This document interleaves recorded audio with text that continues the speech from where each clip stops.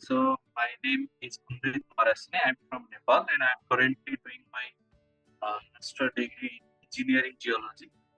Currently, my thesis is going on. Okay. Education part has already been completed. So my thesis is already in my thesis. I'm doing the thesis on landslide. There is a landslide in a district, and which is near my hometown, and I'm trying to do the risk assessment of that landslide. And during the risk assessment, I had taken the sample from the slide, and it looks as if the clay is also playing. Of course, clay plays an important part, but I want to know what kind of clay mineral are there, and not only landslide. Last time there had been the incident of debris flow as well.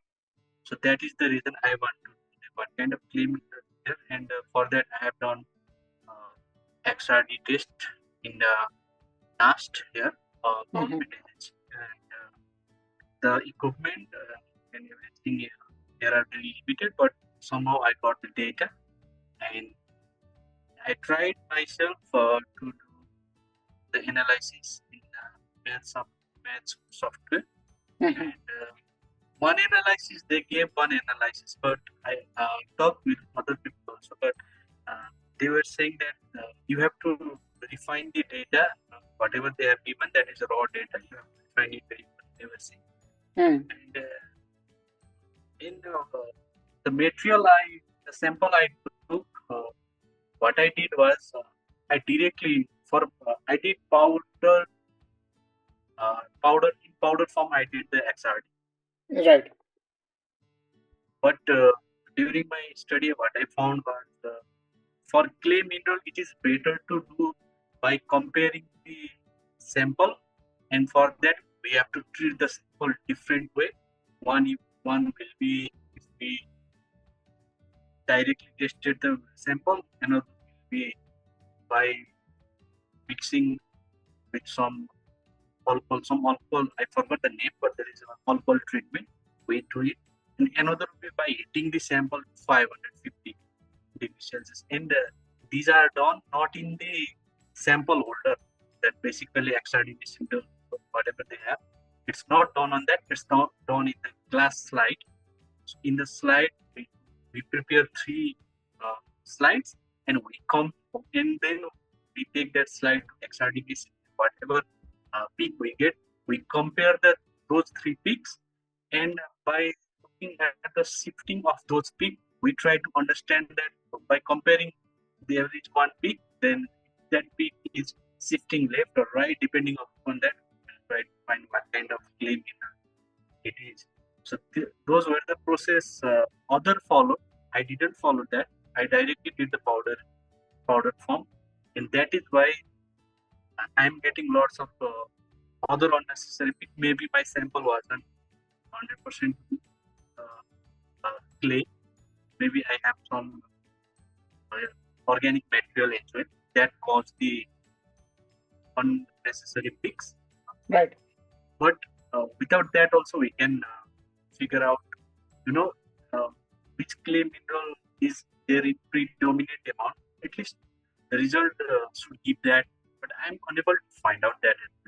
That is why I was. Have you published any work previously? Have you done some research, or is your first time to do XRD and collect the data? On XRD, I haven't done, but there are not much, but I have shown one. I have been to one international conference that was in Nepal that was held. So I have shown that poster, but I did that time about jointly. I did with my friends. It was about stability analysis, not about clay or XRD. So this would be my first time regarding XRD. Okay. So as you know, XRD is the powerful tool for the material science people, and like the person like me, we grow samples in the laboratory. We don't take the real sample from outside. Like you are facing the real sample coming from the nature. We grow samples in the labs, so our samples are pretty much well defined. We can control the phase, we can control the impurities, so we can control so many stuff there. So before doing any experiment, we have a pretty much idea that what kind of phases we could be possible seeing in the final compound. 80-90%. Sometimes even we know 100% like what is going to change after a particular treatment. In your case, it's more a compound, a complex material which has a multiple different types of mineral sitting all together. There could be metal, there could be a metal oxide, there could be organic impurities, you know. So a lot of trees and these and that, those things. Organic things can add into the background. So that could be like a noise, or you don't get a flat XRD spectra, but you get something like a bump that is like a carbon type of impurity in your sample. So as other people suggested, it's very important to purify your sample before you go for the XRD, because otherwise it will make things more complicated. Okay, so if there is any standard process about how to analyze this kind of this kind of material using XRD, first thing you need to have hands on those standard processes, so that in future when you get your data done, when you done with the research and you want to publish those work or you want to create a report, you need to cite someone's work so that they can help you to support your finding. But those things are possible only with standard way of doing the material processes before collecting the XRD data. So first thing is this: so find out a good paper and see how they prepare sample for XRD if they have such kind of sample. Follow those steps. So this is one thing you can do. Second part, when it comes to the XRD data analysis, because like in your case it's a complex material, it may have like n numbers of different phases or different compounds.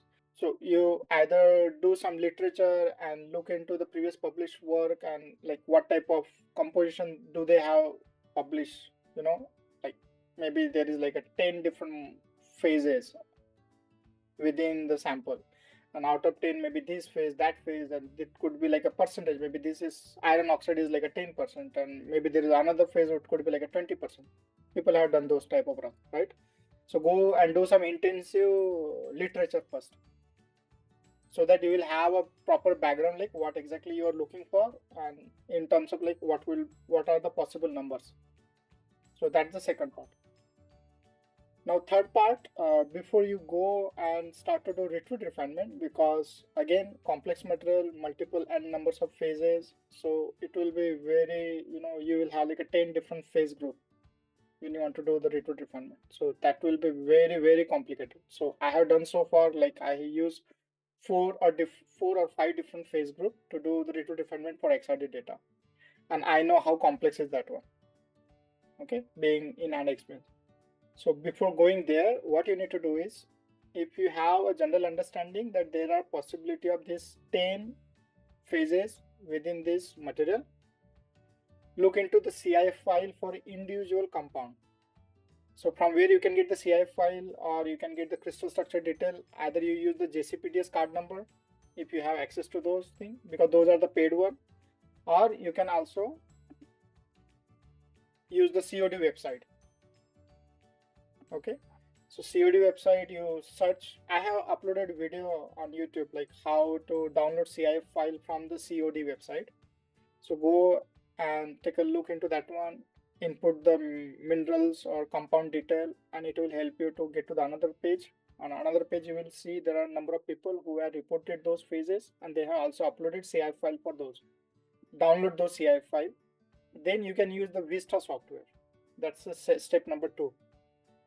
Drag the CIF file, the downloaded CIF file from COD to the Vista software, and let's say you're using copper K alpha in-house XRD spectrometry.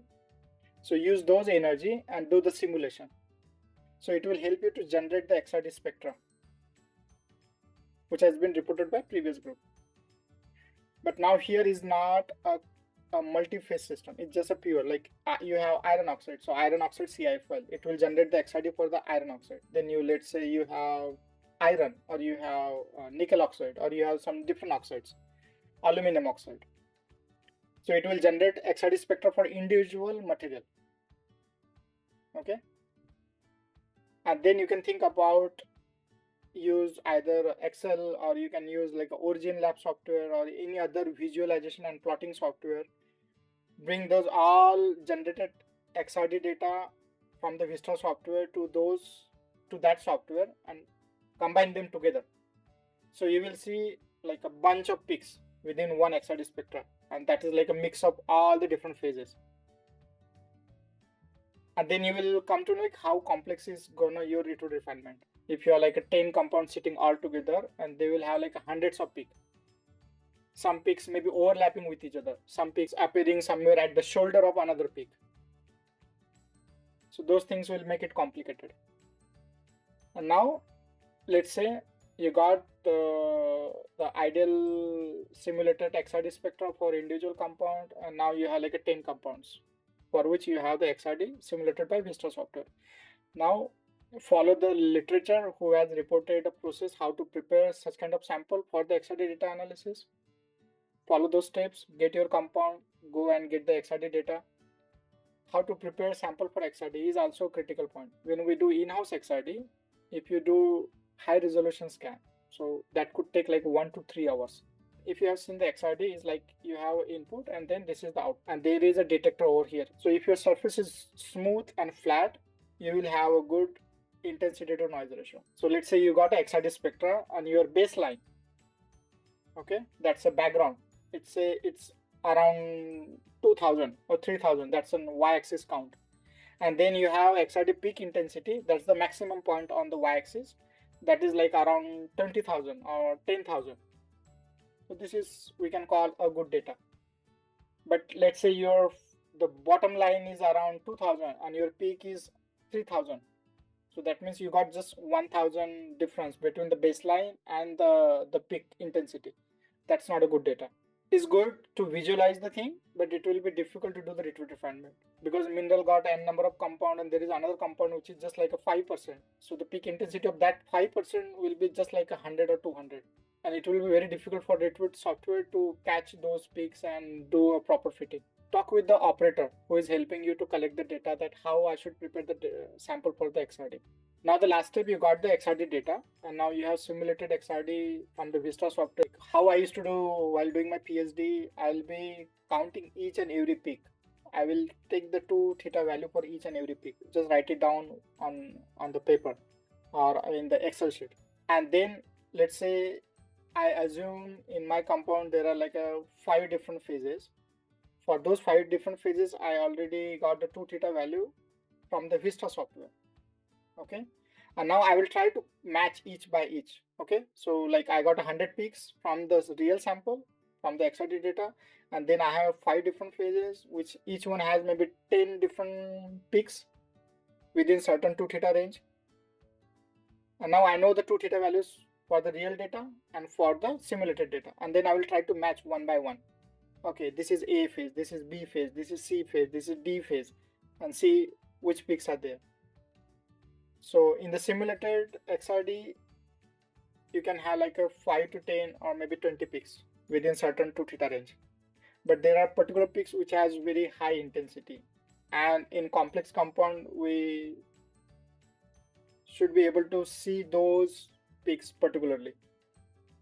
So try to match. So let's say you have like a iron oxide and it has a 10 peaks. Out of 10, maybe 5 peaks has an intensity above 50%.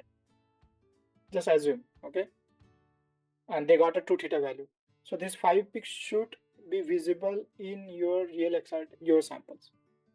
If there is 1 peak missing, that means something is wrong.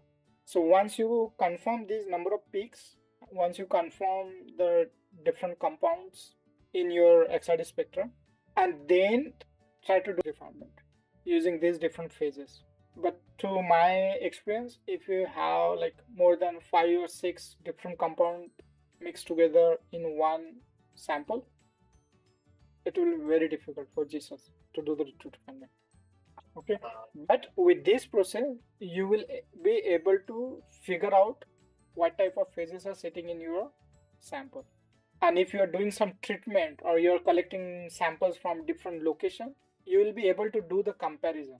If you normalize the XRD data with one of the peak and then do a comparison, you will be able to say something about like what is your finding when you do the peak intensity comparison, and that's how you can do the analysis.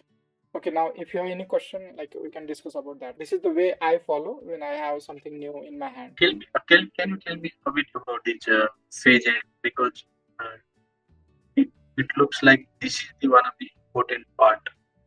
Yeah, so for that I will recommend you to read first few chapter about solid state physics. That's a book from the Kittel, solid state physics, and in few first few chapter he discuss about different crystalline phases which exist in the nature. He discuss about the space group, he discuss about the symmetry, he discuss about the unit cells. From that you will get a general understanding about the crystal structure. Also you can think about discussing with some professor if you are in a university, or if not then maybe using ChatGPT, AI tools, or even watching some videos on the YouTube. There are lots of lectures available on the YouTube. Yeah, And so for the refinement process, you were talking about one software. Can you spell the name? that's a GSAS. GSAS. Yeah, and right now we're using there are two versions, version 1 and version 2. The version 2 is the latest one. So, and it's much Is it friendly. open source It's build? open source. It's open. And I guess So they also have their blog. So if you have some doubt or question, you can also reach out to the people on the blog. sir, GCS is different than match or origin software. We use different software to do Rietveld refinement. Rietveld is a scientist who developed the method how to do the refinement. So he has developed mathematical models which can be used. Whatever software you are using, if it shows like you will be doing Rietveld refinement by using this type of code, it does the same thing. I've been using Jesus for a very long time, so I'm comfortable with using Jesus. But there are tons of software out there which can be used to do the same thing. Have you used origin software as well? Yeah, I use a lot. Origin Lab. So in origin, can you show me how actually I should be doing a little bit of I think again you can, because I have used Origin Lab software and I have uploaded few videos on the YouTube about how to plot the XRD data and how to analyze something like that. So I have already uploaded those videos on the YouTube. Even for the retro refinement, I have uploaded I think 2 or 3 videos in detail, like how which factor you need to consider while doing the refinement. Then can I show you one what output has come? I want to show you that one. Okay, sure, please. This is one of the things I have done, and I was not able to figure out the exact percentage of everything. So it shows a whole lot of content in there. For example, my query is, so if I take a soil sample, I prepare the sample, and I separate out impurities as much as I could, and I place it in the machine, and the machine gives hundreds of uh, can we the percentage of mineral available there. Correct me if I I'm was not asking, wrong. If your question was like how to get the percentage of different phases in the XRD spectra, right? yes, Yeah. So I know in case of Jesus, when we do weighted refinement, it help us to get the weight fraction of individual phase within the material if there are multi-phase system. So it's possible. about percentage, my other question would be, so in my case, for example, let's say calcite is coming 41%. When it gives the percentage, whatever software gives the percentage, what does that actually means? It for a say one sample, it's say 41%, or let's say 5% of one of the calcite is there in my soil sample, then it will say 10% for uh, another, let's say kaolinite, a clay mineral, kaolinite, it will say 10%. So my Hmm. question is, when I add those all percent, it will not be 100%. 10% of what it is trying to say. My question would be. No, I think then there is something wrong. The way software, like, I don't know what constraint you put when you do the refinement. Ideally, it should be 100% sum of all the different phases. It will not exceed the 100%. So you need to look And into the detail of the software, how you get those number. the percentage mean it is looking up to all of the sample that I have placed in the sample holder, or just the place where the ray hits and it is getting its data? It is In that case, I think I will suggest you to discuss more with the operator. How should I prepare sample? And about the weight fraction, what you're getting from the software, I think you need to look into detail of the software.